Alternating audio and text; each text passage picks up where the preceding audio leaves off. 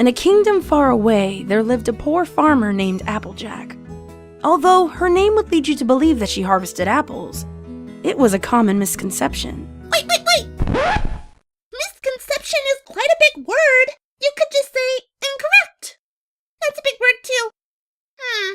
Mistake? Bobo? Thank you, Pinkie. Applejack and her mother, Mrs. Sparkle, were in fact cotton farmers. And as every pony knows, clothing for ponies is an unnecessary luxury, especially in hard times like these. Therefore, they were suffering financially. Why don't you just say that they needed bets? That's what it means, Pinkie. Oh, carry on then. Times were so hard, in fact, that Mrs. Sparkle and her daughter only had one last thing to their name, a cow named Rainbow Vine. I get it! Because a bovine is another word for a cow, and it's Rainbow Dash. On the day that Mrs. Sparkle and her daughter had finished the last of their bread, she turned to her daughter and said, "You must go into town and sell our cow for some bits, or we will surely starve." Our cow? You mean Rainbow? Oh, no! Don't dawdle, Applejack, and don't stop for anything on your way. Accept no less than 10 bits for her.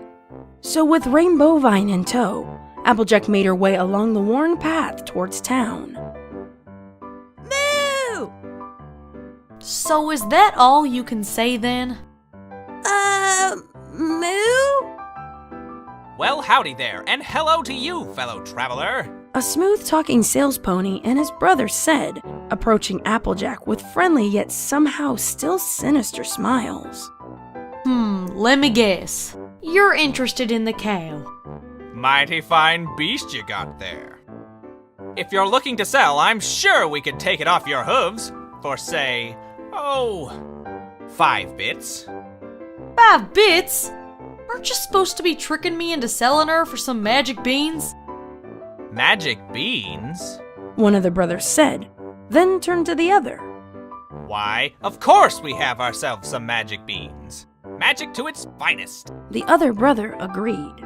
Of course, these here are precious beans, and we wouldn't part with them for just anything. Do we got a trade or what? Deal. Really? I mean, moo! Before another word could be said, the pair of ponies had vanished with Rainbow Vine, leaving poor foolish Applejack with 3 lousy and ordinary beans. They're supposed to be magic beans! Ah, yes, of course, Pinkie. 3 lousy and magical beans. Better! When Applejack proudly presented the beans to her mother, however, Mrs. Sparkle was far less than pleased. Beans? Beans? I sent you into town for bits, not beans! We cannot live on 3 beans, Applejack! What were you thinking? I'm just doing what's supposed to be done, and I know for a fact this story has the cow traded for beans. Worthless! Mrs. Sparkle exclaimed, tossing the beans from her hoof into the dry, brittle yard just outside the window. Well, maybe you could use your alicorn magic to make them into magic beans. I don't know what you're talking about. There's no such thing as magic beans. End of story. Now off to bed with you. I will have to come up with another plan to get food in this house. What Mrs. Sparkle didn't know was that the beans she had unknowingly planted were in fact magical, and by the full moon's light, they took root in the hard soil and sprung up into a beanstalk that soared into the sky and pierced through clouds. When morning finally came, Applejack and her mother gazed in awe at the beanstalk, letting their imaginations run wild with the possibilities of where it would lead. Maybe I should climb it. Are you sure, Applejack? It looks rather dangerous. Dangerous? How is this dangerous? There's a spiral ramp conveniently wrapped around the beanstalk leading all the way up. Please be careful, my daughter. Mrs. Sparkle said, embracing Applejack one final time before Applejack began the climb. Honestly, the least these storytellers could do is write in a proper challenge. What, do they think I can't climb a beanstalk on my own? Applejack ranted just before she broke through the cloud cover. Well, that was fast. Applejack added, taking a look around, and discovered an entire world above the clouds that no pony would have ever dreamed. Wait, am I expected to walk on this here cloud? I'm still just an earth pony, you know. Can't do that sort of thing without Twilight's magic. Oh well. Applejack took a wary step onto the cloud and found, much to her surprise, that it was firm as solid ground. She wandered away from the beanstalk and took note of the strange plants, which seemed far larger than those back in Equestria. Even the blades of grass could tower over her in some places. After wandering for a few minutes, Applejack came upon a giant building, and her eyes widened as she beheld it. A bakery? It's a giant bakery. Gee, I wonder who could possibly live in a giant bakery in the sky. Still, she knew that bakeries had all manner of wonderful things to eat, and that perhaps this was the answer to all of her problems. Without so much as a knock, Applejack easily slipped under the giant bakery's door and craned her neck up to see shelves upon shelves of wonderful things to eat. There were pastries, creams, pies, cakes, donuts, and loaves of delicious bread for as far as she could see. The only problem was that each of these delectable goodies were too high to reach and too heavy to lift and bring back home. While she pondered her predicament, Applejack could hear a faint tooting sound coming from somewhere on the table nearby. She wandered closer, the sound becoming progressively louder as she did so. It reminded her of the sound of a tuba, intermingled with the sobs of a pony. Once she reached one of the legs of the table, she paused. Oh look! Another conveniently placed spiral ramp leading from the floor to the table. How totally unexpected. Applejack climbed the leg of the table, and once she reached the top, she saw an array of wonderful sugary things to eat. There were jellies as tall as buildings, and pies as wide as farmland, cakes as deep as ravines, and all manner of candies scattered about in a chaotic fashion. She was so overtaken by the sight that she nearly forgot the reason she had climbed in the first place. It wasn't until she heard another loud and out-of-tune tuba toot that she continued her pursuit of the sound. When she turned the corner, Applejack saw what she believed was just a regular tuba slumped against a piece of blueberry pie. What she didn't realize was that the tuba itself was moving and sobbing as it made its off-key noises. Everything alright there, miss? Toot! Oh, don't start me like that, darling! I hate tooting in front of guests. Are you supposed to be a magical talking tuba? Yes. Oh, woe is me! Toot! I thought you were supposed to be a harp. Isn't it a magical singing harp? A harp! Oh, I wish it were so, darling. Toot! But instead, I am stuck as a dreadful tuba making all kinds of terrible toot noises. Oh, but where are my manners? Hello there, young traveler. I am Raritoot. Really? Yes, really. And I am dreadfully sorrowful. Well, go on. Ask me why I'm sorrowful. Why are you sorry? Because I am a captive in this dreadful place, forced to play music, party music, for the wicked giant's many parties. Toot! I would rather be playing classical pieces and sounding as light as a lute, but no, I am stuck playing such tunes as Every Pony Dance Now and the tuba rendition of the Macarena. Raritoot cried, and with each sob, she let out another dreadful tooting sound. Applejack winced at the sound and covered her ears. At this point, she would say anything to make the awful noises stop. Well, how's about I help you escape then? You would do that for me? Oh, how wonderful! Toot! We will become the best of friends, you and I. Perhaps you could learn to play the violin or the cello, and then we could perform concerts together and— Whoa now, wait just a minute. I said I'd help you escape. I never said you could come home with me. But I have nowhere else to go! Oh, Toot, Toot, oh, Toot. You simply must take me with you. I'd I don't know. I can surely make it worth your while, darling. And how's that? I know of a magical tree that the giant keeps, which bears fruit of the golden apple. Each one 24 carats at least. They're mighty delicious, darling, if used the right way. Though I suppose they could be sold for profit, too, if you so desired. Golden apples! So that's why I've been led here. Show me the way, Raritut. And then I can come with you? Sure, why not? I can shove the golden apples in my ears to drown out the tootin'. Oh, this is positively marvelous! Aha! Toot, toot, toot, toot, toot, toot. Could you try not to do that, please? I'll do my best, darling, but I am a tuba after all. It's in my nature. Follow me then. Oh, and don't eat any of the food or there will be drastic consequences. What kind of consequences? Let us hope you don't find out. Come along! Applejack followed after Raritut. Her interest had certainly been piqued. Why would taking a bite of food be so wrong?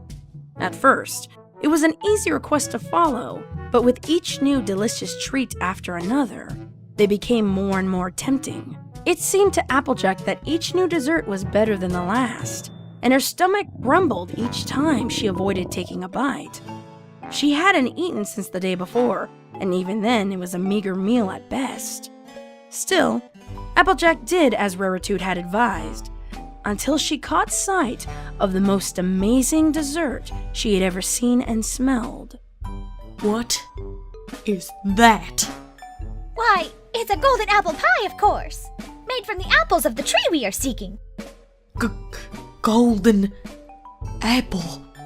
Applejack trailed off, her hooves unconsciously walking closer to it. Here we are, darling. The tree is just around the corner. Wait, what are you doing? Toot! Raritut screamed with a loud toot of distress. Applejack had wandered over to the pie, her eyes transfixed on its golden filling. Her mouth watered, and her stomach grumbled loudly.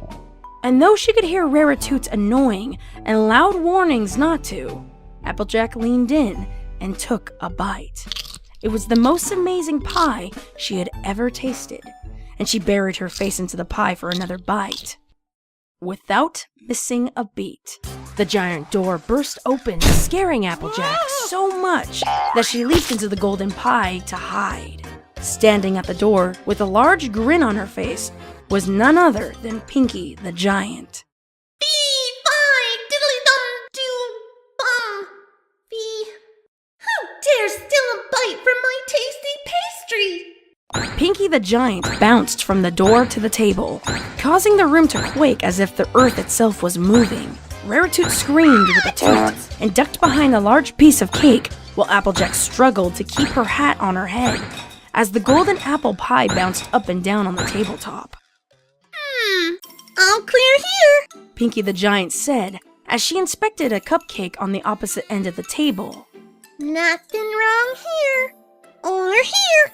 She examined each pastry, picking up one at a time, looking for any little missing pieces or nibbles. Applejack frantically poked her head out of the pie and looked for a new hiding place. She saw Raritut giving her a nasty glare, and then she noticed the tree that she had been searching for. It was no more than 50 yards from the pie, with a yellow trunk and light pink leaves, and on each of the many branches hung a bright golden apple. Although the room was shaking with every bounce from the giant, Applejack could have sworn she saw the tree shaking in fear all on its own. Ah, my prized pie. Pinkie exclaimed, pulling the golden apple pie to her nose to smell. Applejack shouted, Whoa! falling with a splat back into the pie. What? My pie can talk? Pinkie cried, dropping the pie onto the table and causing many other desserts to fall over. Oh, say something else, oh magical deliciousness. Applejack coughed and popped her head out of the pie, gasping for air before she met the gaze of the rather disappointed giant. Aw, you're not a talking pie at all. You're just a pie thief. Pinkie the giant said, reaching down with her hoof and scooping Applejack out of the pie. Applejack was barely able to grab her hat in time and cringed when she put its wet stickiness back on her head. Who are you? And What do you want with my desserts? You don't know who I am, Pinkie? Of course I don't, Applejack. This is the first time I've ever seen you before. But you just said... It doesn't matter anyway. You have defiled my greatest work, and now you must pay. Tuba! Yes, Miss Giant? Play me a tune. An old western kind of tune. Seeing this pony in a hat gives me a great idea. Before Applejack could wonder what Pinkie the Giant could possibly be planning, she found herself in another corner of the bakery where a collection of pony-sized toys strewn about the countertop. Within a flash, Applejack was redressed in cow pony boots, a white hat, and a vest where a cheap but golden sheriff star was pinned. While Applejack tried to figure out how she could be dressed so quickly, Pinkie the Giant had set up an entire old western scene complete with shops, desert sand, and an old railroad track. What's this here setup all about? Applejack asked, attempting to take her hat off. Of course, Pinkie the Giant was having none of that. She readjusted the hat on Applejack's head. She picked up a little purple alicorn toy dressed in a similar designed black outfit and a crudely drawn black mustache. Ha ha ha! We meet again, Sheriff Applebottom. You can never stop me or my evil plan! Are we really doing this, Pinkie? Quiet! Don't you want to know what my plan is? What nefarious plan have you concocted, Pinkie? Pinkie? Who is this Pinkie? I am Midnight Moonshine, the unwanted outlaw. Moonshine? You do realize that's another name for Help me, Sheriff Applebottom! Pinkie said, speaking for a different toy on the playset. This was a white unicorn mare with a deep purple mane that was tied crudely to the train track with a piece of giant yarn. Ha ha ha! Save her if you can, Applebottom! And while you do, I will rob the cookie bank! No pony can stop me! Applejack looked from Pinkie to the toys that were roughly her size. I don't have time for this. Pinkie lowered her head and rested it on the table, looking Applejack in the eye, glaring darkly. What did you say? I said, fret not, miss. Rarity. Oh, so we're not changing her name then? Nothing else fit right. From across the way, Raritoot made an unimpressed tooting sound. Toot. Miss Rarity then. I shall save you! Applejack sauntered towards the Rarity doll. It too was dressed for the part, wearing a red frilly gown and a hat that she was sure that real Rarity would never dare to wear. She bit down on the yarn and pulled, wondering what the catch was. That was, of course, when Applejack caught sight of a toy train heading her way. Hurry, Miss Applebottom! Really? Hurry! Hurry! Hurry! Concern it, I'm doing my best. Pinkie screamed in place of the Rarity doll, just as Applejack pulled it free. The toy train sped by and straight off the counter, landing with a crash on the unforgiving ground below. This did not seem to deter Pinkie as she cheered for the doll. Oh, Applebottom, you're my hero! I sure am, Pink. Rarity. Are we, done now? Done? We've only just begun! Pinkie the Giant exclaimed, motioning to the cupboard behind her to show Applejack the many hundreds of outfits and playsets she had stored away for playtime. The pit of Applejack's stomach dropped, and her eyes widened, imagining the horrors that were to come. But I do have to take an teensy-weensy break to finish baking all the goodies for the party. Giant Gummy's cake must be perfect!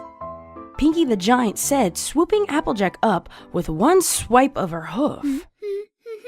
She hummed merrily to herself as she placed Applejack on the shelf in the play cupboard, as if she were now one of the many toys Pinkie had collected.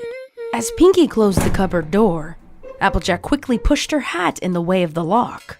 Pinkie the Giant turned the key and bounced away, assuming that she had successfully locked Applejack inside. From the table below, Raritoot caught sight of Applejack's trick and intended to use her music to aid in her escape. She turned her attention to Pinkie the Giant, tooting as she hobbled towards her. Might I play you a tune while you cook your delicacies? Oh, a happy working song? No, Pinkie. Disney claimed the rights to that one. Aww. Perhaps something soothing. Raritoot offered, trying her best to play a tune to lull the giant to sleep, a hard task to do when you're a tuba. Of course, as it is with these sorts of fairy tales, Pinkie the Giant was helpless to Raritoot's song. She set down her giant baking sheet of cookies and rested her head on the table. After a few minutes of silence, Applejack could hear her soft snores. She struggled a little at first to pull her hat free, then bucked the wood of the door to open it. Being careful not to make a sound, Applejack leapt from the cupboard and onto the countertop, securing her hat back onto her head. She looked to the door and almost ran to safety when she remembered the delicious golden apples. She thought perhaps if the giant slept long enough, she could take the tree for herself. Whoa, hang on a sec. Applejack wouldn't steal. Pinkie, you're supposed to be asleep. Oh, right. Applejack crept along the countertop, hopping from saucepan to baking sheet, making her way back towards the table. At long last, she reached the golden apple tree, marveling at the delicious fruit that it grew. Maybe I could have just one, Applejack said, turning around to buck the bark of the tree and cause an apple to fall. Oh, if you don't mind, I would rather you didn't do that. Fluttershy, are you a tree? Who is Fluttershy? Aren't you? Well, then who are you? I'm Fluttertree. Of course you're called Fluttertree. Alright, I'll play along. Fluttertree, would you be so kind as to allow me to take you home with me? Oh, I don't know. That's not very nice. I mean, I don't really like it here, but it would be so sad if the giant woke up and her tree was missing. What does Fluttertree want?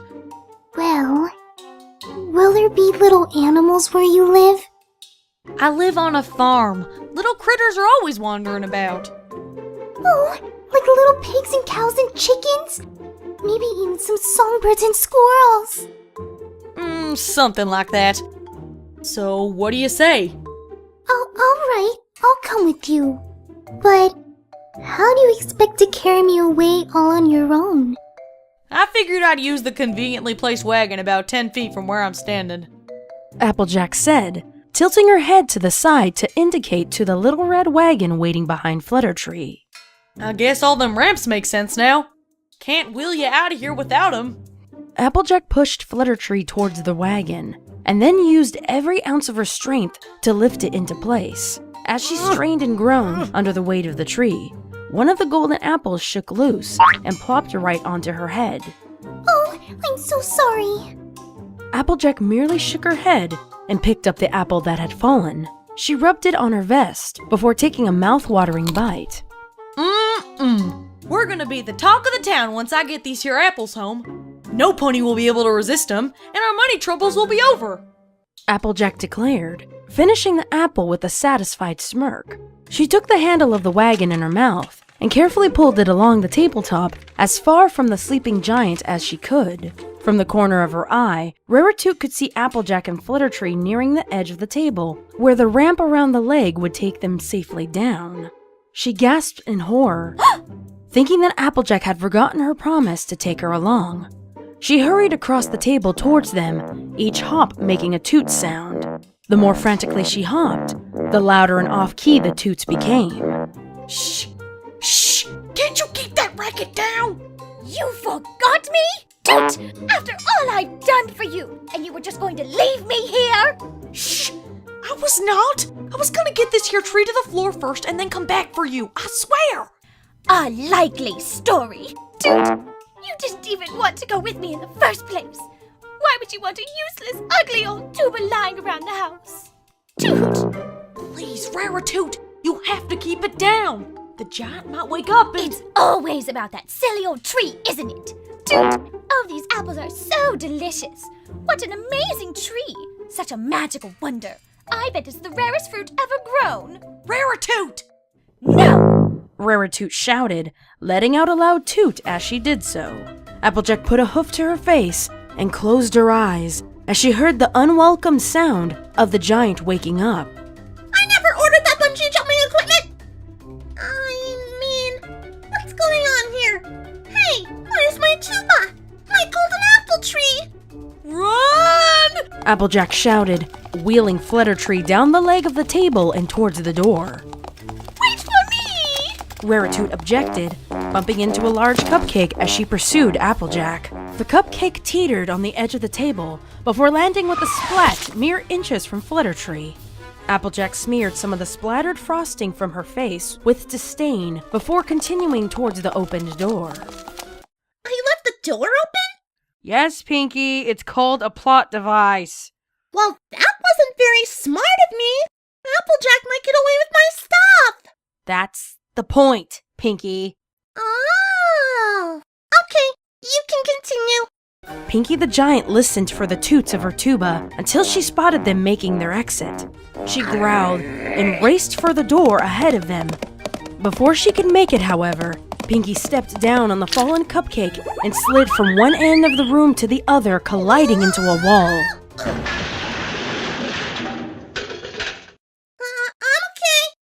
okay. Applejack, Raritoot, and Fluttertree made their way outside towards the beanstalk. Pinkie the Giant was on their tail, and Raritoot screamed a toot so loudly in panic that Applejack's ears went flat against her head. Could you stop that? We're trying to make our escape here. Get back here, thief! Even if it is uncharacteristic that you would be stealing anything, we're going to ignore that for story purposes! Pinkie the Giant shouted after them. Applejack bucked Raritoot up into the wagon, alongside Fluttertree, then got behind the wagon and pushed it. What are you doing? Hang on, Miss Tuba. We're in for a ride. Applejack said, pushing the wagon onto the beanstalk and then hopping into it herself. With a loud Yeehaw! the three of them rolled down the beanstalk ramp, Raritoot screaming the entire way down. Mrs. Sparkle had waited half the day for her daughter to return. She looked up at the beanstalk curiously when she heard a strange sound of a screaming tuba. Much to her surprise, Applejack and her two new companions rolled off the beanstalk, missing the house to land in the dead cotton fields. Twilight, the axe, quick! From the clouds above, Pinkie the Giant waited at the top of the beanstalk and watched Applejack make her descent. Hold on. Why are you waiting, Pinkie? Shouldn't you be pursuing them? Oh, that would be silly. I'm a giant and I could have caught up to them in 2 bounces.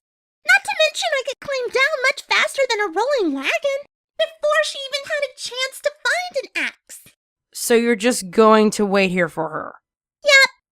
It's a pretty big plot hole in the original story, if you ask me. Once Applejack's axe began chipping away at the beanstalk, Pinkie the Giant resumed her chase, sliding down the beanstalk like it was a fire pony pole. Before she could reach the ground, however, Applejack's axe had cut clean into the beanstalk and the entire plant toppled to the ground.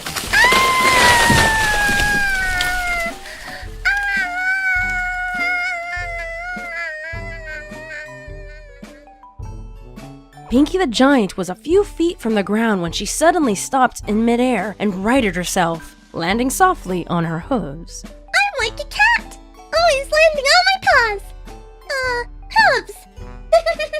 Except you slipped on a cupcake 2 minutes ago. We don't talk about that! Once on the ground, Pinkie the Giant spotted the only living creature in sight. It was a brightly colored cow with rainbow hair. She shook on her hooves when she looked up at the giant, too shocked to run. Oh my goodness! It's a rainbow vine! I bet I can get her to milk me rainbow milk too! Then I can make rainbow butter, rainbow cake, rainbow pudding, Pinkie the Giant leaned down and swooped up the cow. Who needs some crummy old golden apples anyway?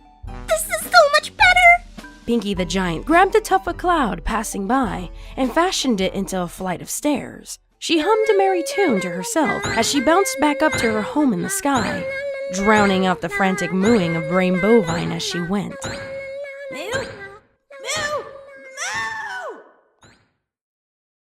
Meanwhile, Applejack and her mother delighted in their new flutter tree, picking the golden apples that would magically appear once the fruit had been picked. With the seeds from the apples, they replanted their dead fields until an entire orchard of flutter trees sprang up from the ground. Oh, I'm so sorry. Did I hit your branch? Oh, pardon me. I'm sorry. Could you take a few hops to the left, please? I'm sorry, you're resting on my root. Oh, my bad. Oh, look, a little blue jay. Where? Oh, these animals are so cute. Oh, he's so cute. Could you, move a little, please? Oh, he's so adorable. Isn't it? Oh, pardon me. My bad. Look, a little these animals are so cute. Oh, I'm sorry. Pardon me. So sad. Raritute spent her time playing songs for Applejack and Mrs. Sparkle as they harvested their new crop, whether they liked it or not. And with the money they earned making golden apple products, they were finally able to pay off their debts and live a comfortable life. The end. Good night, Pound. Good night, Pumpkin. Sweet dreams, my little ponies. And a good night to you too out there. Hope to see you next time for some more Pinkie Tales.